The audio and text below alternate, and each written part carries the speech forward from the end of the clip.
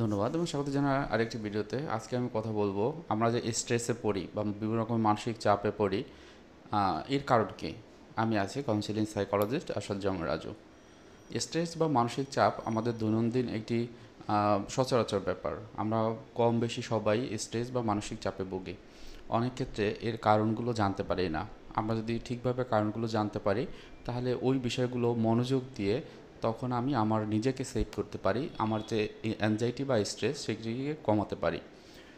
আমি মোট 10টি কারণের কথা বলবো, যেগুলো কম বেশি সবার ভিতরেই থাকে।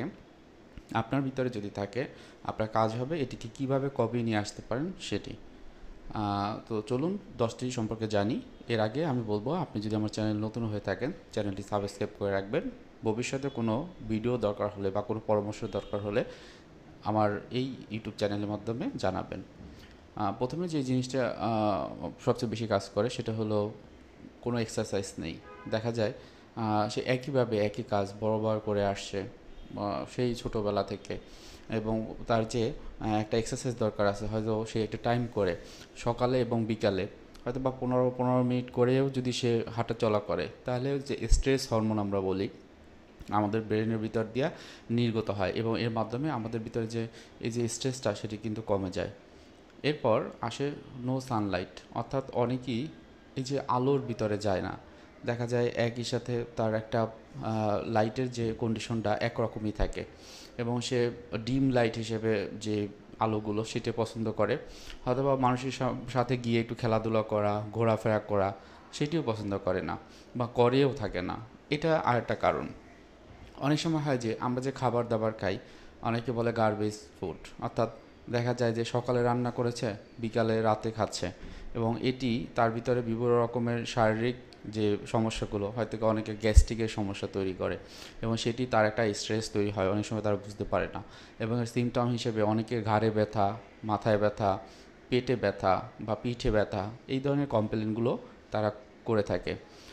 এরপর যেটা আসে যে নো মেডিটেশন, অর্থাৎ মেডিটেশন খুবই গুরুত্বপূর্ণ, যেটা আমরা বলি যে মনের একটি এক্সারসাইজ বা মনের ব্যায়াম। এটি আমার ব্রেনের ভিতরে যে নার্ভ আছে, আমরা জানি অটোনমিক নার্ভ এবং সোমাটিক নার্ভ।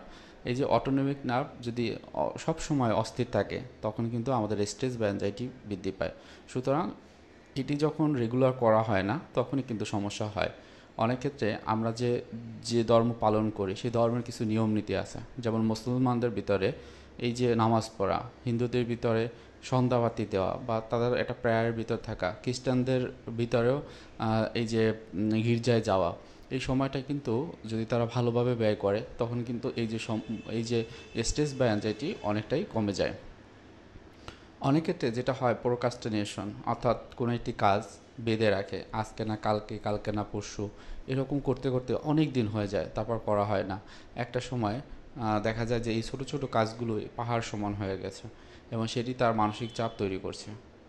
সো এটা কিন্তু একটা বড় কারণ। বর্তমান সময়ে মানুষ যখন শৌখিন হয়েছে, তখন তারা দেখা গিয়েছে যে রাতের বেলাতে ঘুম হয় না বা ঘুমায় না, দিনের বেলাতে ঘুমায়, এবং দিনের কাজগুলো তো আর রাতে করা সম্ভব হয় না। যার প্রেক্ষিতে তারা কিন্তু সময়ও কম পায়, এবং রাতের যে সময়টি সেটিও তারা ভালোভাবে ব্যয় করতে পারে না। এরপর যেটি হলো পুওর স্লিপ হ্যাবিটস, অর্থাৎ একটু আগে যেটা বলেছি, তার ঘুমটা ঠিক নেই। সে হয়তো বা রাতের ঘুমটি রাতে দিতে পারে না। গবেষণায় দেখা গিয়েছে যে রাত 10টা থেকে 12টা পর্যন্ত এই যে 2 ঘন্টা, এই 2 ঘন্টা অনন্য 6 ঘন্টা ঘুমের সমান। সুতরাং এই সময়টা ঘুম খুবই গুরুত্বপূর্ণ। এবং 12টা থেকে সকাল 6টা পর্যন্ত প্রতি 1 ঘন্টা ঘুমের জন্য 1 ঘন্টারই তৃপ্তি হয়।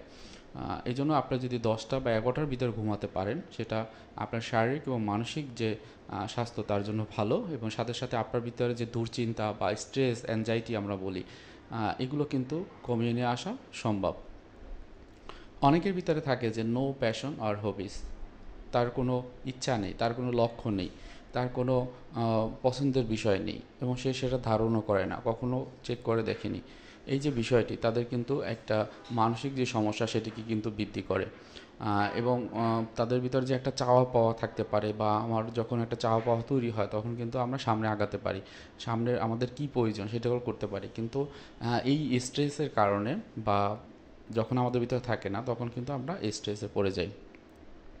বর্তমান সময়ে আরেকটি প্রধান কারণ আমরা সবাই দেখি সোশ্যাল মিডিয়ার অতিরিক্ত ব্যবহার। অনেকে হয়তো বা ফেসবুকে স্ক্রলিং করে, শর্ট ভিডিও দেখে, বা ইউটিউবের ভিতরেও বিভিন্ন রকমের রিলস, শর্ট ভিডিও এবং রিলস যেগুলো থাকে সেগুলো তারা দেখে থাকে। এবং এর মাধ্যমে যেটি হয় যে আমাদের ভিতরে, ব্রেনের ভিতরে যে নিউরোকেমিক্যাল রয়েছে, যেখানে অটোনমিক নার্ভ সিস্টেম খুব ভালোভাবে কাজ করতে পারে না এবং সেটা সবসময় অস্থির থাকে, যার একটা প্রধান কারণ হলো এই যে স্ট্রেস বা অ্যাংজাইটি। তারপর যেটা আসে যে ম্যানেজমেন্ট থাকে না, তার টাইমের ম্যানেজমেন্ট থাকে না, টাইমটা ঠিকমতো সে ব্যবহার করতে পারে না, বিভিন্ন কারণে হতে পারে। এই যে এর আগে বলেছি প্রোক্রাস্টিনেশন থাকতে পারে, অথবা রাতে ঘুমটা ঠিকমতো হয় না, বা অন্যান্য বিষয় নিয়েও অতিরিক্ত ভাবনা করে, হয়তোবা তার ভাবনাগুলো তার না, এই জন্য হয়তোবা তার টাইমটা ম্যানেজমেন্ট হয় না। অথবা অনেকে আলসেমি করে, আজ না কালকে করতে করতে আর করা হয় না। এটাই একটা সময় তার তীব্র একটা মানসিক চাপ বা স্ট্রেস তৈরি করে, যেখান থেকে তাকে বের হয়ে আসতেও অনেক সময় দরকার হয়। এরপর সর্বশেষ যেটি আসে সেটা হলো যে ডিসকানেক্ট ফ্রম ইয়োর সেলফ, অর্থাৎ নিজেকে নিজের ভিতর থেকে সরিয়ে নেওয়া। সেটা কীরকম? আমি আমাকেই যদি চিনতে না পারি, আমার চাহিদাই যদি বুঝতে না পারি, তাহলে আমি তো ভালো থাকতে পারবো না, এটা কখনো সম্ভব না। সুতরাং যখন আমার নিজের জন্য যে প্র্যাকটিস, হয়তোবা আমার ঠিক সময়ে ঘুম দেওয়া, ঠিক খাবার দাবার খাওয়া, অন্যের সাথে মেলামেশার সাথে যে অ্যাসার্টিভনেস সেটি শেখা বা স্কিল নেওয়া, বিভিন্ন রকমের ট্রেনিংয়ের সাথে আমাকে যোগাযোগ করে রাখা, মানুষের সাথে সুন্দরভাবে ভালো কথা বলা, মানুষের খোঁজ খবর নেওয়া, আত্মীয় স্বজন কী কোথায় আছে, কী কষ্টে আছে বা কী ভালো আছে তাদের খোঁজ খবর নেওয়া, এই জিনিসগুলো একটা সোশ্যাল অ্যাক্টিভিটি হিসেবে কিন্তু হতে পারে।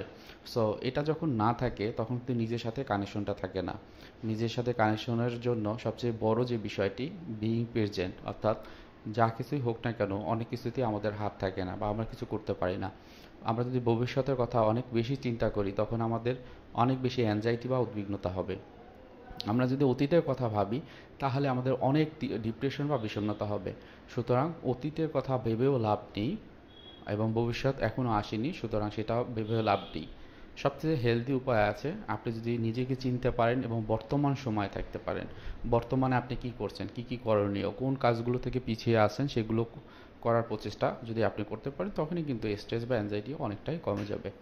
তো মোটামুটি এই যে বিষয়গুলো, 10টি বিষয় খুবই ইম্পর্ট্যান্ট, আপনারা যদি একটু খেয়াল রেখে ভিডিওটি অবশ্যই আপনারা দেখেছেন যারা এই পর্যন্ত রয়েছেন, এগুলোর উপরে কাজ করতে পারেন, একদম আশা করা যায় কোনো রকমের স্ট্রেস বা অ্যাংজাইটি আপনার ভিতরে থাকবে না।